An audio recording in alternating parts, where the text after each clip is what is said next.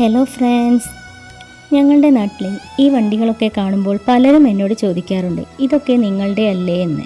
സത്യം പറഞ്ഞാൽ എൻ്റെ അച്ഛൻ്റെ രാവും പകലുമുള്ള അധ്വാനത്തിൻ്റെ ഫലമാണിതൊക്കെ. കുറച്ചൊക്കെ ഏട്ടൻ്റെയും.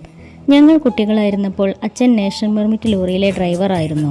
മാസത്തിൽ 1-2 തവണ മാത്രം വീട്ടിൽ വരുന്ന അച്ഛൻ അന്നത്തെ കാലത്ത് ഞങ്ങൾ പറയുന്നതൊക്കെ വാങ്ങിത്തരുമായിരുന്നു. ടൗണിൽ പോയി സിനിമ കാണിക്കുകയും ഭക്ഷണം വാങ്ങിത്തരുകയും ഒക്കെ ചെയ്തിരുന്നു. അച്ഛന് വേണ്ടി ഒരു 10 പൈസ ചിലവാക്കുന്നത് ഞാൻ ഇന്ന് വരെ കണ്ടിട്ടില്ല. പകരം ഞങ്ങളുടെ ബാല്യകാലം മനോഹരമാക്കി തരാൻ അച്ഛനെ കൊണ്ട് സാധിച്ചിരുന്നു. പുറത്തു നിന്നും ഒരു ചായ കുടിക്കുകയോ ഒറ്റയ്ക്ക് കൂട്ടുകാരുടെ കൂടെ ഭക്ഷണം കഴിക്കുകയോ മദ്യപിക്കുകയോ പുകവലിക്കുകയോ ഒന്നും ഒരിക്കലും ജീവിതത്തിൽ അച്ഛനുണ്ടായിട്ടില്ല. അച്ഛനൊരു പുതിയ ഷർട്ട് വാങ്ങാൻ പോലും ഞങ്ങളെ സമ്മതിക്കാറില്ല. ഞാൻ ആകെ ഇടുന്നത് ഒരു കാക്കി കുപ്പായമാണ്. പിന്നെന്തിനാ എനിക്ക് അലമാര നിറയെ ഷർട്ട് എന്ന് ചോദിച്ച് വിലക്കും. അച്ഛൻ്റെ ലോകം എന്നും വീടും അമ്മയും ഞങ്ങളും മാത്രമായിരുന്നു. ഇപ്പോൾ അത് പേരക്കുട്ടികളായെന്ന് മാത്രം. അവർക്ക് വേണ്ടിയാണ് ഇപ്പോൾ അച്ഛൻ ജീവിക്കുന്നത് എന്ന് പോലും തോന്നിപ്പോകും. ഇത്രയും വലുതായിട്ടും ഞങ്ങൾക്കൊരസുഖം വന്നാൽ അച്ഛന് ടെൻഷനാണ്. ആരെങ്കിലും കരയുന്നത് കണ്ടാൽ കൂടെ കരയുന്ന അച്ഛനെ ഞാൻ എത്രയോ തവണ കണ്ടിട്ടുണ്ട്.